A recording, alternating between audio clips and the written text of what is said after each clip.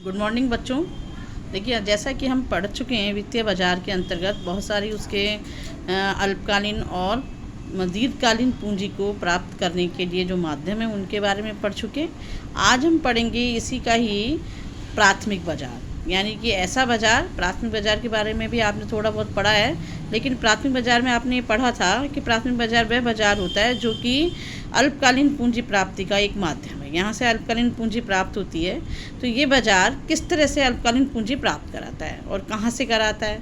तो ये ऐसा एक बाजार है जो कि अल्पकालीन पूंजी प्राप्ति का तो बाजार है ही। यहाँ पर नए जो निर्गमन होते हैं, यानी कि ऐसे जो उद्योग हैं, ऐसे जो व्यवसाय हैं जो अभी नए नए शुरू हुए हैं और उनको पूंजी की आवश्यकता है, तो वे बाजार क्या करते हैं, पूंजी प्राप्त करने के लिए अपने शेयर जारी करते हैं, लेकिन इनकी पहुंच पूंजी बाजार तक नहीं होती है। तो पूंजी बाजार वो बाजार है जहां से स्थायी पूंजी प्राप्त होती है। तो इनकी एक बहुत अच्छी साख उस वक्त तक नहीं होती है, इसलिए जिन लोगों को पूंजी प्राप्त करने के लिए उस बाजार में पहुंच नहीं होती है। अर्थात अब ये क्या करें ऐसा पूंजी प्राप्त करने के लिए? इनके लिए ये एक माध्यम है प्राथमिक बाजार, जहाँ पर ये अपनी नई निर्गमित पूंजियों को अंशों को, प्रतिभूतियों को विक्रय कर सकते हैं और पूंजी प्राप्त कर सकते हैं। तो ये प्राथमिक बाजार के जो इसमें कार्य हमें बताया गया है यहाँ पर कि ये नए निर्गमनों का बाजार है। प्राथमिक बाजार का कार्य बचतकर्ताओं से निवेश योग्य निधियों को नए उद्यमों में निवेश कराना होता है।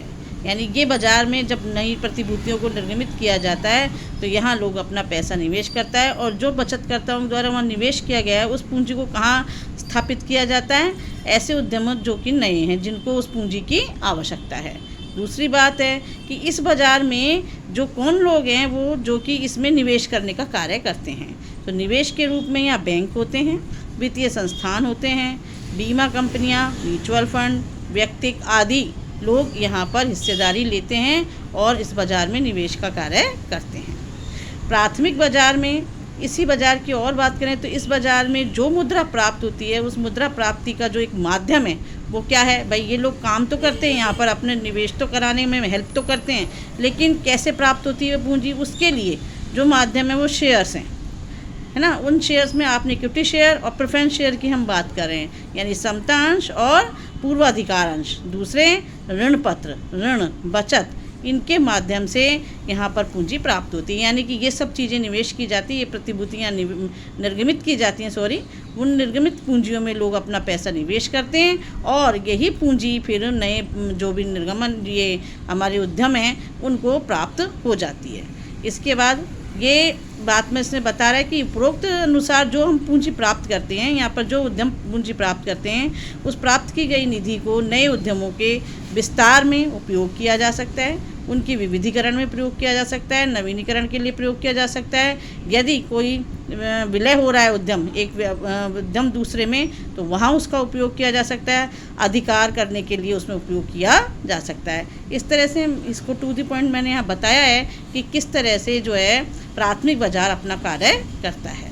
अब इसमें पहली बात हम ये करें कि ये जो बाजार है, इस बाजार में कई ऐसे माध्यम हैं, ऐसे कई विधियां हैं जिनके द्वारा अस्थायी पूंजी को प्राप्त किया जा सकता है। इसमें सबसे पहले अस्थायी पूंजी प्राप्ति की विधियों में है, पहली विधि है विवरण पत्रिका के माध्यम से प्रस्ताव। ये विवरण पत्रिका होती क्या है? विवरण यानी कि जिसमें बहुत सारा विवरण दिया हो। तो यहाँ कंपनी अपना विवरण देती है, अपने बारे में जानकारी देती है। कैसे जानकारी देती है? जितने भी समाचार पत्र पत्रिकाएँ होती हैं उनके माध्यम से लोगों से प्रत्यक्ष रूप से अपील की जाती है निवेश करने के लिए। तो यहाँ पर जो नई कंपनियाँ हैं, नए उद्यम हैं जो कि अपने नए निर्गमनों को जारी करना चाहते हैं, वो प्रत्यक्ष रूप से क्या करते हैं, अपने बारे में जानकारी दे करके उनसे अपील करते हैं कि वो उनके कंपनियों में पैसा निवेश करें। तो ये जो विवरण बनाया जाता है जो कि जानकारी के लिए होता है, लोगों तक जानकारी पहुंचाने के लिए, ये विवरण भी वो अपनी मर्जी से तय नहीं करते। ये जो सेबी के नियम हैं और जो कंपनी अधिनियम है उनके अनुसार ये विवरण रेडी होता है, तैयार किया जाता है और लोगों तक उसकी जानकारी अखबार और विवरण समाचार पत्र पत्रिकाओं के माध्यम से पहुंचा दिया जाता है। अब ये इसने बताया कि ये लोकप्रिय माध्यम है, सबसे ज़्यादा लोकप्रिय माध्यम यही है, इसी के द्वारा इसको और भी तरीके हैं जिनसे पूंजी एकत्रित की जा सकती है, लेकिन ये सबसे ज़्यादा लोकप्रिय है, इसका अधिक प्रयोग किया जाता है। निवेशकों से इसमें प्रत्यक्ष रूप से अपील की जाती है, यानी सीधे सीधे उनसे मांग की जाती है पैसा निवेश करने के लिए, कोई बीच में मध्यस्थ नहीं होता है। ये पत्रिकाओं के माध्यम से, अखबार के माध्यम से इसकी जानकारी लोगों तक पहुंचाई जाती है।